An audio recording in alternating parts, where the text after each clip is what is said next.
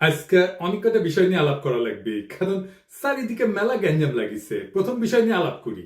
রুমিন ফারহানা কছে কোন অভ্যুত্থান বা বিপ্লব 36 দিন বা এক মাসে হয় না। হ্যাঁ, কেউ যদি মনে করেন অল্প কয়েকদিনের আন্দোলনে হাসিনাকে দেশছাড়া করেছেন, তবে তারা বোকার স্বর্গে বাস করছেন। শেখ হাসিনার পালানো বিএনপির 16 বছরের আন্দোলনের ফসল গণবিস্ফোরণে শেখ হাসিনা পলায় গেছে। হ্যাঁ, আন্দোলনকারী বিএনপি করেছে, ঈদের পরে আন্দোলন আর কেউ করেনি। হ্যাঁ, গুম আর খুন হয়েছে খালি বিএনপি কর্মী, দেশ ছাড়া হয়েছে খালি বিএনপির কর্মী। আমরা খায় না খায় অ্যাক্টিভিজম করলাম, আমরা তো বিএনপি করি না, গল্লিকও খাই না। সমাজ কি তাইলে আমাদের মেনে নেবে? বিএনপির আন্দোলন তো দেখেছেন, দেখেন নাই? গত 10টা বছর 10টা জনসভাও করতে পারে নাই। ঈদের পর আন্দোলন করতে করতে শুনতে শুনতে কান পয়সা খুলে পড়েছে। প্রাণ ভয়ে পুলিশের আক্রমণে দাঁড়াইতে পারে নাই, নিজেরা আবার স্বীকার করেছে। খালেদা জিয়ার বাড়ির সামনে 2টা বালির ট্রাক সরাইতে পারে নাই, আবার আসিছে আন্দোলনের ক্রেডিট নিতে। বিএনপি 16 বছর কেন 1600 বছর ঈদের পরে আন্দোলনের ঘোষণা দিল, হাসিনার বলা যেত না। যখন আন্দোলন চলিছিল তখন মির্জা ফখরুল কইছে বিএনপির নৈতিক সমর্থন আছে, শুধু সম্পৃক্ততা নাই। হ্যাঁ, শুনেন, আমরা এই আন্দোলনের সঙ্গে কখনোই সরাসরি জড়িত নই, আমরা তাদেরকে নৈতিক সমর্থন দিয়েছি। আর আজ রুমিন ফারহানা বলে বিপ্লব তারাই করেছে, এক মাসে বিপ্লব হয় না। তাহলে 7ই নভেম্বরে বিপ্লব কেমনে 4 দিনে হইল? নভেম্বরের 3 তারিখ থেকে 7 তারিখ বিপ্লব। রাশিয়ার বিপ্লব কেমনে 10 দিনে হইল? দুনিয়া কাঁপানো 10 দিন, ওই টাইমের উপরে একটা বইও আছে। বিপ্লব ক্ষণস্থায়ী, বিপ্লব অল্প সময় থাকে। বিপ্লব হইতেছে সেই মহেন্দ্র ক্ষণ, একটা মাহদীয় সময়, যখন একটা জনগোষ্ঠী তার জাতীয় আকাঙ্ক্ষার সর্বোচ্চ শিখরটা হুট করে ছুঁয়ে ফেলে, বিদ্যুৎ চমকের মতো বা লাফায় ওঠা ল্যাম্পের শিকার মতো। ওই সময় ওই জাতির উপরে আল্লাহর খেলাফত নাজিল হয়, তখন সেই হয়ে ওঠে দুনিয়ায় খোদার খলিফা, বিপ্লবের নায়ক। আর সেই অসামান্য মুহূর্তটাই বিপ্লব। আমরা ভাগ্যবান, আমরা পুরা জাতি ওই মুহূর্তটায়, ওই মহেন্দ্রক্ষণের নায়ক, যার মধ্যে দিয়ে সৃষ্টিকর্তার পবিত্র ইচ্ছা আমাদের জাতির উপরে নাজিল হয়েছিল। এই জন্য এই শহীদের মৃত্যু নাই, তারা সময় আর কালকে অতিক্রম করে যায়। আমি কইছিলাম খোদা তালার দয়া ছাড়া বিপ্লবে বিজয়ী হওয়া যায় না। খোদা তালার সাহসের আবাবিল পাখি পাঠানো লড়াইয়ের ময়দানে খোদা তালার সাথে জনগণের একটা স্পিরিচুয়াল কানেকশন ছাড়া বিপ্লব সফল হয় না। মহাজীবনের ডাক শোনে সবাই। আপনি রুমিন ফারহানাকে বিএনপি কে খোদা তালার জায়গায় বসাইতেছেন? নাউজুবিল্লাহ। বিপ্লবের মালিক সৃষ্টিকর্তা, আপনারা না। আপনি বিপ্লবের নায়ক হইলে আপনি মাইকের সামনে চিল্লাইতেন না, অবশ্য ভুলভাল চিল্লান।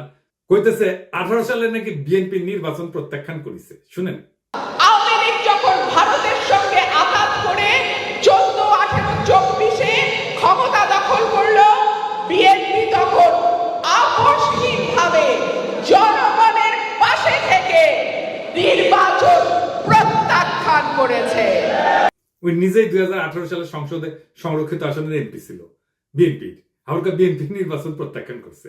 কি কয় না কয় তার কোনো ঠিক নাই। শুধু তাই না, 10 কাঠার একটা প্লট চাই আবেদন করেছিল, যে প্লট পাইলে নাকি চিরকৃতজ্ঞ থাকিবে। দেখেন, এটা প্লটের লোভ সামলাইতে পারে না, সে আবার বিপ্লব বিপ্লব করে। হ্যাঁ, খেল খতম হয়েছে, পয়সা হজম। দরখাস্তটা দেখেন, একবার বলে 2/3 মেজরিটি নিয়ে বিএনপি ক্ষমতায় যাবে। শুনেন, আবার বলে বিএনপি নেতা কর্মীদের কন্ট্রোল করা যাচ্ছে না, কেন্দ্রে জানায় কোনো লাভ হচ্ছে না। শুনেন, বিএনপির নেতা কর্মীদেরকে মাঠ পর্যায়ে কন্ট্রোল করা যাচ্ছে না, চাঁদাবাজির সঙ্গে যুক্ত, জমি দখলের সঙ্গে যুক্ত, টেন্ডারবাজির সঙ্গে যুক্ত। আমার এলাকাতে পদধারী নেতারা কেউ মাটি ভরাট করে নদীর উপরে, জমি দখল করে, আরেক উপজেলায় পদধারী নেতারা মামলা বাণিজ্য করে। তো কন্ট্রোল করা তো যাচ্ছে না। কেন্দ্রে খবর পাঠানো হয়েছে, কেন্দ্র কোনো অ্যাকশন নেয় নাই। তো বুঝছেন তো, বিএনপি ক্ষমতা এসে কি করবি? আচ্ছা, ওরে ছেড়ে দি, বাচ্চা মেয়ে কি কইতে কি কয় ঠিক নাই, আপনারাও ছেড়ে দিয়েন। এবার আসেন বিএনপির অন্যতম প্রধান তরুণ বুদ্ধিজীবী ফাহাম আব্দুল সালাম, ওরা নিয়ে একটু কথা বলি। ফাহাম দেশে গেছিল, আপনারা মনে হয় অনেকেই জানেন যে ফাহাম মির্জা ফখরুল ভাইয়ের মেয়ে জামাই। তো আমি অত্যন্ত পছন্দ করি ফাহামকে ব্যক্তি হিসেবে, ভেরি চার্মিং পার্সোনালিটি। এই ফ্যাসি বিরোধী লড়াইয়ে তার অসামান্য ভূমিকা ছিল। সে আরবান এলিট যুবক তরুণদের এই লড়াইয়ের জন্য তৈরি করছে, সে একাই। আমি ভালো কথা বলে ফেললাম না। হ্যাঁ, বাংলাদেশে কারো সম্পর্কে ভালো কথা বলা খুব মুশকিল। যারা ফাহামকে পছন্দ করে না তারা গালাগালি করতে পারে, আর যারা ফাহামকে পছন্দ করে তারাও গালাগালি করবে যে ও আসিছে এবার ফাহামের জনপ্রিয়তা দিয়া তোমার পয়েন্ট বাড়ানোর জন্য, পয়েন্ট খাওয়ার জন্য আসিছে। আর যদি কখনো ফাহাম গ্যাঞ্জাম করে, অ্যান্টি পিপল স্ট্যান্ড নেয়, তখন এসে বলবে দেখেছেন দেখেছেন, খুব তো তখন প্রশংসা করেছিলেন। যাই হোক, এটা বলে রাখলাম যে ফাহাম আমার এলাই না, এখন রাজনৈতিক মিত্র না। কারণ ফাহাম বিএনপির যে স্ট্যান্ড নিছে, যেটা আপলোড করে, সেটা করেও সম্পর্ক রাখা যায় ভিন্ন মতের মানুষের সাথে, কিন্তু ফার্ম সেটা রাখবে না বলে সিদ্ধান্ত নিছে, এটা কোনো সমস্যা নাই, অ্যাবসলিউটলি ফাইন। ফার্ম সম্পর্কে এত কথা বললাম যে আমাকে তাকে রেফার করে কথা বলতে হবে, সেই জন্য বলে নিলাম আর কি। কারণ সেও বলছিল যে এই লড়াইয়ে যারা ছিল তারা তার ভাই দাদা বলছে, তো সেটা আমার তরফ থেকেও এখন এটা বলে নেওয়াটা ভালো। তো ফার্ম দেশে গেল, সেই সময় ছাত্রদের নিয়ে বলছিল সম্ভবত একটা টিভি শোতে যে ছাত্ররা বিএনপির সাথে এলাই করলে ভালো করবে, এটা তাদের বেটার সিকিউরিটি দিবে। স্বার্থের দিক থেকে তারা যদি বিএনপির সাথে অ্যালাইন করে, আমার মনে হয় যে তাদের ভবিষ্যৎ অন্য অপশন থেকে বেটার। 2 দিন আগেও লিখলো ফার্ম যে আওয়ামী লীগের মিছিল হচ্ছে বড়, এইটা আমরা নাকি একে অন্যকে অপমানিত করছি তার ফল। হ্যাঁ, মাঝে মাঝে ফার্মের কথা শুনে হাসি। আচ্ছা ফার্ম, বিএনপি কি কাউকে সুরক্ষা দেওয়ার কথা বলা মানায়? আর বিএনপি কি কাউকে সুরক্ষা দিতে পারে? দিছে কখনো? এইসব ক্ষমতা কি বিএনপির আছে না ছিল? ক্ষমতা জিনিসটা কি, সেটা কিভাবে তৈরি হয়? বিএনপির যদি কাউকে সুরক্ষা দেওয়ার হিম্মত থাকতো তাহলে জিয়া তো নিহত হয় না, ইলিয়াস আলী গুম হয় না, সালাউদ্দিন চৌধুরী ফাঁসিতে যায় না, তারেক রহমান নির্বাসনে যায় না, বালুর ট্রাক ফেলা তার খালেদা জিয়াকে আটকাই দিতে পারে না। বিএনপি কি দেশকে আওয়ামী লীগের ফাঁসিবাদের হাত থেকে রক্ষা করতে পারছে? পারে নাই। বাংলাদেশের সবচেয়ে বড় রাজনৈতিক দল হয়েও অগাস্ট বিপ্লবের নেতৃত্ব দিতে পারে নাই। এই বিএনপি আগামীতে ক্ষমতায় যাইতে পারে, কিন্তু এই ক্ষমতা সে রাখতে পারবে না, কারণ ক্ষমতা বিষয়টাই সে বুঝে না। দেখেন, বিএনপির জন্ম হইতো না 1975-এর 15ই আগস্ট না ঘটলে। সেই আগস্ট বিপ্লবীদের রক্ষা করছে বিএনপি? করে নাই। মুজিব হত্যা মামলার বিচারে অভিযুক্ত সবাইকে জজ গোলাম রসুল ফায়ারিং স্কোয়াডে গুলি করে মারা মৃত্যুদণ্ডের রায় প্রদান করছিল। যদিও দেশে প্রচলিত সিআরপিসিতে মৃত্যুদণ্ড দণ্ডিতদের ফায়ারিং স্কোয়াডে গুলি করে মারার কোনো বিধানই নাই। সংসদে এই অপকর্মের বিরুদ্ধে সেদিন 120টা আসন নিয়েও বিএনপি কোনো বিরোধিতা না করে মুখে কুলু পাইতে চুপ করে বসেছিল। তাই বিএনপির কাউকে রক্ষা করতে পারবে না, করবে না, সে ক্ষমতা নেই। বিএনপি ক্ষতি করতে পারবে, সেটাই আসল ক্ষমতা। রক্ষা করতে পারাটা রাজনৈতিক ক্ষমতা না, বরং ক্ষতি করতে পারার হিম্মতটাই রাজনৈতিক ক্ষমতা। আমি এই প্রসঙ্গে বিস্তারিত আলাপ করছি আগের এপিসোডে। আওয়ামী লীগের মিছিল বড় হচ্ছে এই জন্য না যে কেউ কাউকে অপমান করছে আর অভিমানে রাজপথ ছেড়ে দিছে তাই আওয়ামী লীগ মিছিল করতেছে, না তা না। বাংলাদেশে বিএনপি বা জামাত বা ছাত্রদের এনসিপির গ্রিন সিগন্যাল ছাড়া আওয়ামী লীগের বাপের ক্ষমতা নাই মিছিল করে। আওয়ামী লীগ বিএনপির আশকারা পাইয়া মিছিল করতেছে না, শুধু বিএনপি আওয়ামী লীগের মিছিল করে দিচ্ছে। হ্যাঁ বা বেশ, এইভাবেই তারা আওয়ামী লীগকে বাঁচাই রেখে জনগণকে ভয় দেখাইতে চায়। বিএনপি ক্ষমতায় আসার আগেই দলটার নেতা কর্মী এবং তাদের আত্মীয় স্বজনরা আওয়ামী লীগের রাজনৈতিক স্বার্থ রক্ষার জন্য কতটা মরিয়া হয়ে উঠছে এ খবর পড়লেই সেটা বুঝতে পারবেন। আওয়ামী লীগকে যারা রুখে দিতে পারবে তারাই আগামী বাংলাদেশের নেতা হবে। বিএনপি রুখতে না চাইলে তো মাঠ ফাঁকা থাকবে না। বিএনপি প্রাণ ভয়ে রাজপথে 28 অক্টোবর দাঁড়াইতে পারে নাই, তার জন্য কি বর্ষা বিপ্লব থামেছিল? ছিল না। ফার্মের কন্ট্রাডিকশন গুলো নিয়ে আলাপ করি না, চাইলে করা যায়। ফার্ম কইতেছে 71 একটা রেড লাইন, এই রেড লাইন ক্রস করলে বাংলাদেশের রাজনীতি করা যাবে না। এই জন্য নাকি জামাত মেইনস্ট্রিম হইতে পারে নাই। আজিব বাত। বিএনপি কি 71 কে ওন করে? সে নিজে কি ফার্মকে নিজে বাঙালি জাতীয়তাবাদকে ওন করে? ফার্ম তো নিজেই নিজেকে হিন্দুস্তানি মুসলমান বলছে। দেখেন, আমি নিজেকে বাঙালি মনে করি না, আমি নিজেকে হিন্দুস্তানি মুসলমান মনে করি। ফার্ম কি ধর্ম নিরপেক্ষতা মানে? সে কি সমাজতন্ত্র মানে? সে নিজেই কমিউনিস্টকে দান্দিক বলে। সেই বাকশাল চাই, আবার ইউরোপিয়ান এনলাইটমেন্ট চাই। দান্তিক বোকাচোদা আর কি। তাইলে ফার্মের 71টা আসলে কি? ফার্মের ন্যারেটিভ কি 71-এর? আমি আসলে জানতে চাই। এবার আসেন বিএনপির 31 দফা নিয়ে আলাপ করি। আমি 31 দফার এক এক দফা নিয়ে সারা ভাবে আলাপ করেছি, আপনারা দেখছেন। আলাপ একবারে যদি করতাম আগ্রহ ধরে রাখতে পারতেন না। তো বিএনপির কিছু কইতে ইচ্ছা করে না, এটা বেকুব ভর্তি দল, এরা নিজেদের দুর্বলতা কখনো বুঝতে পারে নাই। যেহেতু অ্যান্টি আওয়ামী লীগ সকলের কাজের সুফল পাইছিল, তাই তারা ভাবে নাই নিজের ইন্টেলেকচুয়াল অ্যাসেট গড়ে তুলতে হবে। এখন পরিচয় গাড্ডায় আওয়ামী আমলের কোন ন্যারেটিভ তৈরি করতে পারেন নাই, একটাও না। আপনি দেখাইতে পারবেন না একটা ন্যারেটিভ তৈরি করেছে, নিজেদেরকে রক্ষা করতে পারেননি ন্যারেটিভ তৈরি করে।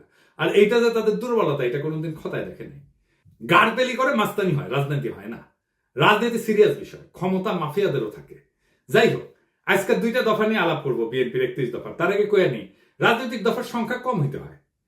আমি চ্যালেঞ্জ দিয়ে বলতে পারি, বিএনপি স্ট্যান্ডিং কমিটির প্রত্যেককে আলাদা কইরা 31 দফা লিখতে বলেন, পারবে না, একজনও লিখতে পারবে না 31টা দফা। আপনি বিএনপির কর্মী বা হন, নেতা হন, নিজে লেখেন, এটা এপিসোড বফ করে নিজে লেখেন, পারবেন না। আমি চ্যালেঞ্জ দিলাম, পারবেন না। আপনি নিজে যার রাজনীতি করাটাই কাজ, যে পারেন না নিজের দফাটা নিজে লিখতে, মনে রাখতে। পাবলিকের বাপের ধন কি সাপে খাইছে যে সে মনে রাখবে? তার ঠেকা পড়ছে? আসেন দেখি রাজনৈতিক কর্মসূচি অল্প দফায় কেন হইতে হয় সেটা একটু আলোক করি। এক নম্বর কারণ সহজবোধ্যতা। অল্প দফা থাকলে জনগণ সহজে বুঝতে পারে কি দাবি করা হচ্ছে, বেশি দফা থাকলে মেসেজ জটিল হয়ে যায়, সেই জন্য সাধারণ মানুষের মনোযোগ হারানোর ঝুঁকি বাড়ে। 2 নম্বর, মোবিলাইজেশন সহজ হয়। কম দফা মানে একটা বা দুইটা মূল দাবির পিছনে জনগণ জোরালো ভাবে ঐক্যবদ্ধ হইতে পারে, আন্দোলনের শক্তি বাড়ে। 3 নম্বর, কৌশলগত চাপ সৃষ্টি করা যায়। সরকার বা বিরোধী শক্তির উপর চাপ তৈরি করার জন্য স্পষ্ট এবং নির্দিষ্ট দাবি থাকা জরুরি। বেশি দাবি দিলে কোনো দাবি নিয়ে সুনির্দিষ্টভাবে চাপ তৈরি করা যায় না। গতি বজায় রাখা। কম দফার কর্মসূচি আন্দোলনের গতি এবং ফোকাস বজায় রাখে। লম্বা তালিকা মানে প্রত্যেকটা বিষয় আলাদা করে ব্যাখ্যা লাগবে, যা সময় ক্ষেপণ করে। 5 নম্বর হইতেছে সংবাদ মাধ্যমে সহজে প্রচার। মিডিয়া ছোট স্পষ্ট বার্তা প্রচার করতে পছন্দ করে। অল্প দফায় আন্দোলন সহজে শিরোনাম হয়। আমি এটা বললাম আন্দোলন এই কারণে, কারণ তারা কিন্তু 31 দফা আন্দোলনের সময় করছে, বিপ্লবের পরে করে নাই, সেজন্য আন্দোলনের কথা বললাম। আমাদের সফল আন্দোলনগুলো দেখেন, রাষ্ট্রভাষা বাংলা চাই 6 দফা। এরশাদ বিরোধী আন্দোলনের 1 দফা, এক দাবি এরশাদ তুই কবে যাবি। হাসিনা খাতা আন্দোলনের 1 দফা। এমনকি বিএনপি যে 4 দলীয় জোটের 5 দফা ছিল 2001 সালের নির্বাচনে, দুর্নীতিমুক্ত প্রশাসন, সুশাসন, আইন শৃঙ্খলা উন্নয়ন, এই সমস্ত। তারপরে দফা বাড়তে থাকে। 2018 সালে বিএনপির ঐক্যফ্রন্টের দফা হয় 7 দফা আর 11টা লক্ষ্য। এই হইতেছে বাম ইনফ্লুয়েন্স। দাবি ঢুকাইতে হবে টাইসা। মানুষ পড়লো কিনা শুনলো কিনা ভাবাভাবি নেই। আসেন 31 দফার 2 নম্বর দফা নিয়ে দেখি। তারা কইতেছে বাংলাদেশে গণতন্ত্র, ভোটাধিকার পুনঃপ্রতিষ্ঠা এবং স্বচ্ছ গণতান্ত্রিক প্রক্রিয়াকে স্থায়ী, সাংবিধানিক এবং প্রাতিষ্ঠানিক রূপ দেওয়ার লক্ষ্যে একটা নির্বাচনকালীন দল নিরপেক্ষ তত্ত্বাবধায়ক সরকার ব্যবস্থা প্রবর্তন করা হবে। ভালো কথা, কিন্তু প্রশ্ন হইতেছে তত্ত্বাবধায়ক সরকার তো বিএনপি প্রবর্তন করেছিল, তাই না? আইন কইরা 96 সালে তো টিকলো না কেন? আবার আইন করবে, টিকবে না। মানে আমরা চক্রাকারে একই সমস্যার আবর্তে ঘুরপাক খাবো নাকি বারে বারে? আবার যে বাতিল হবে না তার নিশ্চয়তা কি? জনগণ চায় একটা নিরপেক্ষ নির্বাচন, অবাধ স্বচ্ছ নির্বাচন, নেতা নির্বাচনের স্বাধীনতা। এটা কিভাবে নিশ্চিত হবে? বিএনপি তো বিচারপতির বয়স বাড়ায় নিজেদের পছন্দ মতো লোককে তত্ত্বাবধায়ক সরকার প্রধান বানাতে চেয়েছিল 2006 সালে, জানেন তো? 2007 সালের জানুয়ারিতে যে সাধারণ নির্বাচন পরিচালনা হবে সেটার জন্য তত্ত্বাবধায়ক সরকার গঠিত হওয়ার কথা ছিল। তার প্রধান উপদেষ্টা হিসাবে বিচারপতি KM হাসানকে নিয়োগ করা হয়। উনি একসময় বিএনপির কেন্দ্রীয় নেতৃত্বে ছিলেন। তৎকালীন আওয়ামী লীগের মতে KM হাসান যাতে তত্ত্বাবধায়ক সরকারের প্রধান উপদেষ্টা হইতে পারে, সেই জন্য বিএনপি সংবিধান সংশোধন করে বিচারপতির অবসর গ্রহণের বয়সসীমা বাড়াই দিছিল। গ্যাঞ্জাম বাঁধে এই নিয়ে, আবার গ্যাঞ্জাম বাঁধবে। এই দফা দিয়ে কি অবাধ সুষ্ঠু নির্বাচন করা যাবে? যাবে না। নিশ্চিত করা যাবে? যাবে না। এমনকি এই সিস্টেম টিকবে না, আগেও টেকে নাই। তাইলে এই দফা কি চিন্তা ভাবনা কইরা বানাইছে? আচ্ছা, 4 নম্বর দাবিতে কি বলিছে? পরপর 2 টার্মের অতিরিক্ত কেউ প্রধানমন্ত্রীর দায়িত্ব পালন করতে পারবে না। ভালো কথা, খুবই ভালো কথা। কি মনে হয় এটা পইরা? পরপর 2 টার্মের বেশি কেউ প্রাইম মিনিস্টার দায়িত্ব পালন করতে পারবে না। এটা বিএনপি অনেকবার বলছে, কিন্তু আমরা যাতে আমেরিকায় দেখি এইটাই সংবিধান সংস্কার কমিটি প্রস্তাব করছে। এখন বিএনপি কইতেছে প্রধানমন্ত্রী পদে দাঁড়ান 2 মেয়াদের বেশি কেউ থাকতে না পারলেও একবার বিরতি দিয়া আবার প্রধানমন্ত্রী হইতে চাইলে সেই সুযোগ থাকতে হবে। মানে পরপর 2 টার্ম থাকবে, তারপরে 1 বছর অন্য কেউ হবে, তারপর আবার কেউ 2 টার্ম এসে থাকবে। মানে বুঝছেন তো, পরপর 2 টার্ম থাকার পরে 1 টার্ম প্রেসিডেন্ট হবে, তারপর আবার 2 টার্ম প্রাইম মিনিস্টার হবে, তারপর 1 টার্ম প্রেসিডেন্ট হবে। মানে চালাকি শুরু হয়ে গেছে, ভাবছে কেউ বুঝতে পারবে না। যেই মাত্র ক্ষমতায় আসা দেখতে পারতেছে তখনই চোখ উল্টাই দিচ্ছে বিএনপি। যখন ক্ষমতা থেকে দূরে তখন কত ভালো ভালো কথা, দেখিছো কি সুন্দর চাঁদ দিছে, এখন আর চিনে না। আসেন, কেন পরপর 2 বার রাষ্ট্রের প্রধান নির্বাহী হওয়া ঠিক না? এর পিছনে দার্শনিক ভিত্তিটা কি? পরপর 2 টার্ম রাষ্ট্রের নির্বাহী থাকা ঠিক না কেন? এর মূল উদ্দেশ্য হইতেছে 1 নম্বর, ক্ষমতার অপব্যবহার রোধ করা। দীর্ঘ সময় ধরে একই ব্যক্তি ক্ষমতায় থাকলে স্বৈরতান্ত্রিক প্রবণতা তৈরি হয়, নিজের ক্ষমতা পাকাপোক্ত করতে শুরু করে, জনগণের বদলে নিজের দল বা নিজের শক্তিকে রক্ষা করে। একই জিনিস ঘটছে হাসিনার ক্ষেত্রে। 2 নম্বর, নতুন নেতৃত্বের সুযোগ সৃষ্টি হয় না। নিয়মিত নেতৃত্বে পরিবর্তন মানে নতুন চিন্তা, নতুন দৃষ্টিভঙ্গির আগমন। 3 নম্বর, রাষ্ট্রীয় প্রতিষ্ঠানের স্বাধীনতা রক্ষা। একজন দীর্ঘদিন ক্ষমতায় থাকলে বিচার বিভাগ, নির্বাচন কমিশন, পুলিশ ইত্যাদি তার হাতে জিম্মি হয়ে যেতে পারে, যেটা হাসিনার আমলে হয়েছিল। 4 নম্বর, গণতন্ত্রের প্রাণবন্ততা বজায় রাখা। জনগণ যাতে মনে করে রাষ্ট্র তাদের, কোনো ব্যক্তির না, এই অনুভূতি বজায় রাখা দরকার। এবং দীর্ঘকালীন শাসনের বিদ্রোহ কিন্তু অবশ্যম্ভাবী হয়ে ওঠে, কারণ ক্ষমতা কেন্দ্রীভূত হয়ে পড়ে। যখন এক ব্যক্তি বা গোষ্ঠী দীর্ঘদিন রাষ্ট্রের নেতৃত্ব থাকে তখন তারা সমস্ত শক্তি নিজেদের হাতে কক্ষিগত করে। আইনের শাসন দুর্বল হয়, বিচার ব্যবস্থা পক্ষপাতদুষ্ট হয়, সেনাবাহিনী প্রশাসন ব্যক্তি বিশেষের গোলাম হইয়া পড়ে, জনগণের স্বাভাবিক চাহিদা, ন্যায় বিচার, সমান অধিকার, জীবনের নিরাপত্তা এই সমস্ত পদদলিত হয়। একই জিনিস আমরা দেখছি হাসিনার আমলে। দেখেন, এই যে ঘটনা, এটা তাত্ত্বিক ভিত্তি কি, যে কেন প্রধান নির্বাহী বেশি দিন থাকতে পারবে না। তাত্ত্বিকভাবে এটা দাঁড়ায় আছে কয়েকটা বড় চিন্তার উপরে। এক নম্বর হচ্ছে ডেমোক্রেটিক রোটেশন, বা এটাকে বলা যেতে পারে গণতান্ত্রিক চক্র। জন লক, মন্তেস্কু এই দার্শনিকরা বলছিলেন ক্ষমতা স্বাভাবিকভাবে দুর্নীতির দিকে ধাবিত হয়, তাই নিয়মিত ক্ষমতার হাত বদল জরুরি। আরেকটা তত্ত্ব হচ্ছে ন্যাচারাল ডিকে অফ পাওয়ার, মানে ক্ষমতার স্বাভাবিক ক্ষয়। টকভিল উনি বলছেন একজন নেতা যত বেশি সময় ক্ষমতায় থাকে তত সে জনগণের আসল চাহিদা থেকে বিচ্ছিন্ন হয়ে পড়ে। আর 3 নম্বর হইতেছে জেনারেশনাল রিনিউয়াল, নতুন প্রজন্মের আবির্ভাব তত্ত্ব। রাষ্ট্রের সেবা করার সুযোগ নতুন নেতৃত্বকে দিতে হবে, না হইলে রাষ্ট্র সময়ের সাথে সাথে পিছায় যাবে। যদি একজন নেতা 2 মেয়াদে চালায় যায়, তারপর এক টার্ম বিরতি নিয়ে আবার প্রার্থী হয়, তাহলে মূল উদ্দেশ্য ব্যাহত হয়। কেন ব্যাহত হয়? 1 নম্বর, ক্ষমতার নেটওয়ার্ক নষ্ট হয় না, যেটা তৈরি হয়েছিল। যে নেতা টানা 2 মেয়াদ চালাইছে, তার সময়কালে প্রশাসন, বিচার বিভাগ, পুলিশ, মিডিয়া, ব্যবসায়ী গোষ্ঠী সব স্তরে স্তরে অনুগত এক ধরনের নেটওয়ার্ক তৈরি হয়। একটা বিরতিতেও এই নেটওয়ার্ক বেঁচে থাকে, সক্রিয় থাকে। এখন দেখতেছেন না, এখনো হাসিনার লোকজন প্রশাসনে আছে। তো উনি যখন আবার প্রার্থী হয়, এই শক্তিগুলো তাকে সুবিধা দেয়, ফলে নতুন প্রতিদ্বন্দ্বিতা বা নতুন নেতৃত্বের সুযোগ প্রকৃত অর্থে হয় না। 2 নাম্বার, জনগণের মনস্তত্ত্ব পাল্টায় না। নেতার ব্যক্তি পূজা বা জনপ্রিয়তার মিথ ভেঙে যেতে সময় লাগে। মাত্র 1 মেয়াদের বিরতি তা ভাঙার জন্য যথেষ্ট না, ফলে পুরনো প্রভাব বজায় থাকে। মানুষ মনে করে ওই লোকটাই আবার ফিরে আসবে। 3 নাম্বার, প্রশাসনিক নিরপেক্ষতা থাকে না। নির্বাচন কমিশন, পুলিশ, সরকারি যন্ত্রপাতি তাদের পুরনো বসের জন্য অপেক্ষায় থাকে, ফলে নির্বাচন প্রতিযোগিতামূলক হয় না, গণতন্ত্র দুর্বল হয়। 4 নম্বর হইতেছে নতুন প্রজন্মের নেতৃত্ব বাধাগ্রস্ত হয়। যখন পুরনো নেতা আবার ফিরে আসার সম্ভাবনা রাখে, তখন নতুন নেতৃত্ব উঠে আসতে ভয় পায় বা বাধাগ্রস্ত হয়, গণতন্ত্রের নবায়ন থেমে যায়। তত্ত্বে যতই বলা হোক না কেন, অনেক রাষ্ট্রনায়ক নিয়ম ভেঙে আজীবন ক্ষমতা ধরে রাখার পথ তৈরি করছে। সবচেয়ে উল্লেখযোগ্য 2টা উদাহরণ দিই। ভ্লাদিমির পুতিন টানা 2 টার্ম শেষ হওয়ার পর উনি সংবিধান অনুযায়ী প্রেসিডেন্ট হইতে পারতেন না, তাই নিজের ঘনিষ্ঠ দিমিত্রি মেদভেদেভকে প্রেসিডেন্ট করে নিজে হয় প্রধানমন্ত্রী, কিন্তু রাশিয়া প্রকৃত ক্ষমতা নিজের কাছেই রাখে। 2012 সালে আবার প্রেসিডেন্ট হয়, পরে সংবিধান সংশোধন করে তার মেয়াদের সীমাটা মুছে দেয়। এখন পুতিন 2036 সাল পর্যন্ত প্রেসিডেন্ট থাকতে পারবে, অর্থাৎ প্রায় 4 দশক ধরে। এর ফলাফল কি হয়েছে? রাশিয়া গণতন্ত্র থেকে দূরে সরে গেছে, বিরোধী নেতারা নিশ্চিহ্ন হয়ে গেছে এবং ব্যক্তিকেন্দ্রিক একনায়কতন্ত্র তৈরি হয়েছে। শি জিনপিং, চীন প্রেসিডেন্টের জন্য 2 মেয়াদের সীমা ছিল 5-5-5 10 বছর। শি জিনপিং 2013 সালে প্রেসিডেন্ট হয়। 2018 সালে চীনের কমিউনিস্ট পার্টি সংবিধান পরিবর্তন করে 2 মেয়াদের সীমা তুলে দেয়। এখন শি জিনপিং আজীবনের জন্য প্রেসিডেন্ট থাকার পথ খুলে দিয়েছে। এর ফলাফল কি? চীনে ব্যক্তির চেয়ে পার্টি বড়, এই নীতিগতভাবে লঙ্ঘন করছে। আজ চীনে গণতান্ত্রিক কোনো নির্বাচন নাই, মত প্রকাশের স্বাধীনতা কঠিনভাবে নিয়ন্ত্রিত। ফলে যখন 2 টার্মের নিয়ম ভেঙে ফেলা হয় বা কোন ছিদ্র রেখা ক্ষমতা ধরে রাখার রাস্তা রাখা হয়, তখন গণতন্ত্র দ্রুত দুর্বল হয়ে পড়ে, রাষ্ট্র ব্যক্তি কেন্দ্রিক হয়ে যায় এবং জনগণের স্বাধীনতা কাগজে কলমে সীমাবদ্ধ হয়ে পড়ে। আমি মাঝে মাঝে চুপচাপ হয়ে বসে থাকি, ভাবি যে যদি 2028 সাল পর্যন্ত আওয়ামী লীগ থাকতো কি হইতো? নির্বাচনের নাম উচ্চারণ করলেই নীল সাদা ভাই নিশা দাঁড়াইতো দোরগোড়ায়, ঠান্ডা গলায় বলতো চলেন।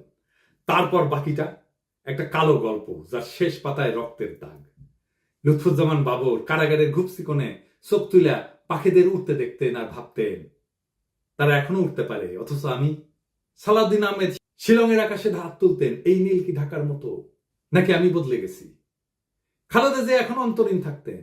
রিজভী ভাই কোলাপসেবল গেটের পিছনে মাফলার গলায় দিয়া হাতে গোনা কয়েকজন কর্মী নিয়া শীতের মধ্যে ঠকঠক করে কাঁপতেন, ওটাই ওনার রাজনৈতিক কর্মসূচি হয়ে থাকতো। আর আয়নাগর, ওইখানে নাম ঝুলতো শত শত মৃত স্বপ্নের, ভুলে যাওয়া মানুষের, যারা একদিন হাঁটতো, হাসতো, স্বপ্ন দেখতো, তারপরে চুপ হয়ে যেত।